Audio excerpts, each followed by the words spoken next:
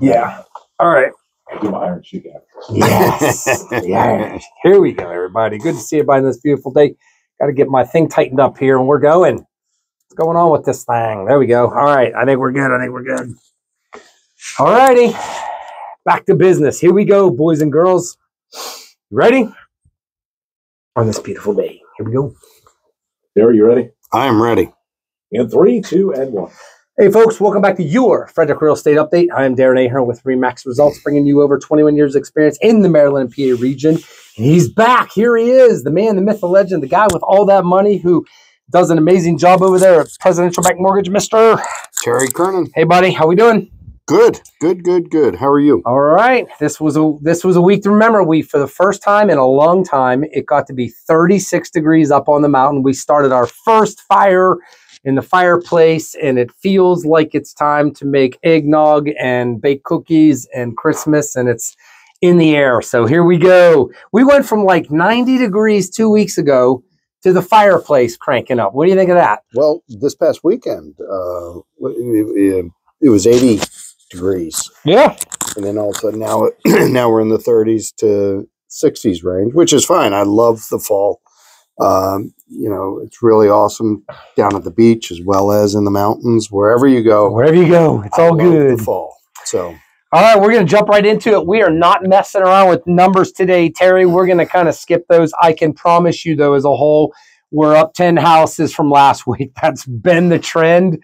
Until it changes, some people are going to be like, we don't really need to hear about inventory and all those numbers like that. Let's get into the meat of everything. So I'm going right into mortgage stuff. What's going on with rates and mortgages and applications and grant monies and all those things? What's happening? So last week I talked about rates were going up, and they weren't going up at a massive clip, but they were gradually nudging up ever since that the Feds announced that you had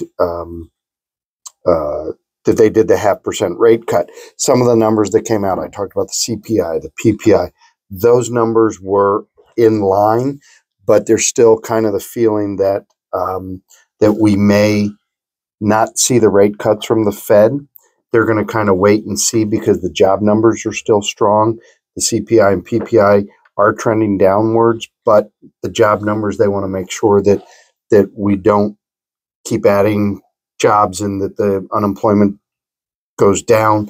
They want to make sure that we're going to have that soft landing that I've talked about and not push us into a recession or anything like that. So they've got their work cut out for them. The Fed does. What I think that they're going to do is the next time they meet is going to be after the election, so the pressure will be off. The big pressure was to make that 50 basis point cut before the election. That pressure will be off, so it'll truly be data-driven from here on out because the politics is being taken out of it. Yeah, which is always great. You know, people say, "Oh, they cut it because the Democrats want them to cut it." No, they cut it because they needed to cut the rate a half. Okay, and I said it on the show many times. So what I think is going to happen is a lot of people are not going to say, "Oh, they're doing it because of this." They have to do it for what's right and what makes sense. And I think that we're going to see maybe no cut in November. Wow. But we'll see a quarter cut in December. That's kind of how I'm feeling right now. Yeah. And I'm, we'll see as it gets closer. But some things to take a look at. You know, your stock portfolio, your IRA, boy, that's gone up a lot. Okay, that's gone up a whole lot. Is there talk about corrections? Yes, there's talk about like a 10% correction. You know, you've got some that are up 38, 40% over the last 2 years. Unbelievable numbers in the stock market. So if there is a correction, people will take the money out of the stocks because they don't want to lose all that they've gotten, and they're going to put it into the safe haven of the bonds, which will drive our rates down. Yes. Okay. Right. So what can help drive our rates down? Number one is if something happens where the stock market loses a lot of ground, people are going to put their money in the bonds, and it's going to drive the rates down. Number two, gas. Okay. This is extremely important. Now, not to get not to tell you all about what's going on in the world, but everybody knows what's going on with Israel. Iran went after Israel. Israel's going to retaliate because they don't sit on their hands when somebody does something to them. Right. And we got some news this week that Israel promised they're not going to go after the refineries and go after the oil fields and go after that. So actually the cost of oil dropped substantially over this past week, and that is going to wind up with lower gas prices, and that also helps drive the rate down because, as I've said a million times on the show, oil directly relates to our inflation numbers. Sure does. So the cost to buy things, the cost to make things, when that goes down, our inflation goes down. So we have a couple things going on. One is oil is coming down. So I think rates are going to continue to go down. Now's not the time to refinance unless you really want to just get out of what you have or you're in a bad situation. It's an okay time to refinance, but I think that if you waited 6-8 months, now we are doing some refis for people that have really high interest rates now, and their feeling is, hey, I'll refi now, and if I need to refi in a year or so, I'll refi again.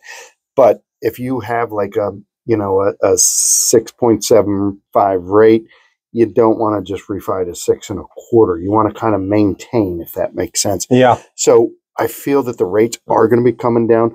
Oil, I hope continues to come down because but if Israel attacks the oil fields, oil's going to go up, and that's going to put us into a bad situation. So, I know that was a little long-winded about what's going on, but so many people ask me on a daily basis, Terry, why are rates going up? Yeah, I know. I've been inundated. People in our industries ask me, Terry, why are rates going up? And that's kind of my feel. That's and I believe what's going on. And I follow it. I'm a economic nerd. Yeah. So, yeah, that's the thing. You said it. You hit the nail on the head. There's a lot of moving parts there's more moving parts today that's dictating the volatility and the movement of all markets and all things at record pace. And so I think that's what's interesting about it. And of course, as real estate agents on our side of the bridge, I mean, it used to be the day, Terry, we didn't have to pay attention to this that much because we didn't have a lot of people ask us a lot of questions about this on our end.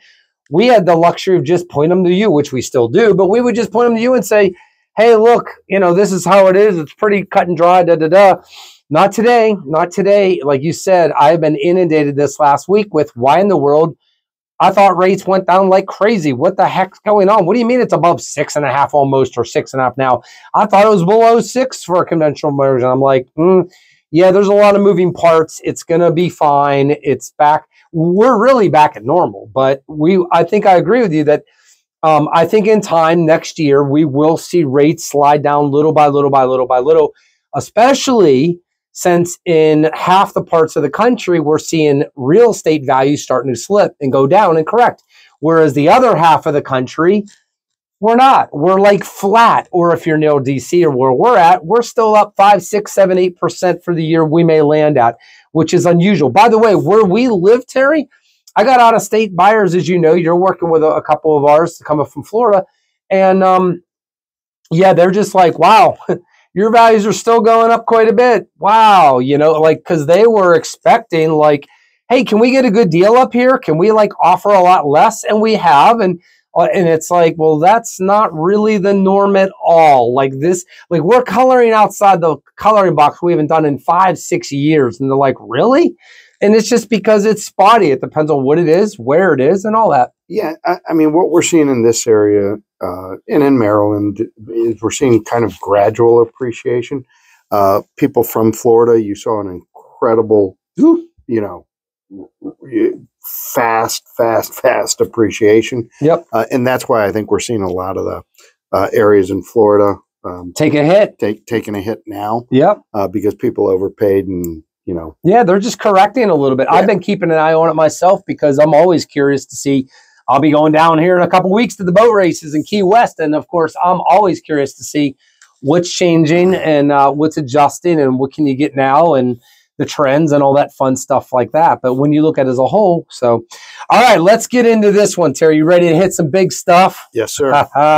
Let's go. All right, insurance. Got to buy it right now. Looking at a little bit of a fixer-upper, I guess you'd call it, because it's not turnkey. It's got some cosmetic issues and some things like that. But in my knowledge, in my experience, what have we learned instead of wanting to know what conveys? I mean, those are good. What's the electric? What's the gas? What's the upkeep? What about this? What about that? Well, the number one question is real estate agents, if you're really on the ball and on top of things when we're at a listing, number one. Mm-hmm. And number two, when we're helping buyers, the number one thing I want to know before I even show the house is what? What do you think is the number one question we now have? Well, I know the answer. You know the answer, so you know what the question is. So I know the answer to the question, and the answer is, how old is that roof? That's it.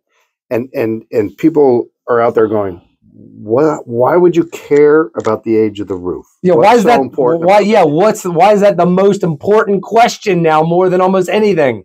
Well, what's happening is, if you have a roof that's over 10 years old, then it's very hard to get insurance on that roof, okay?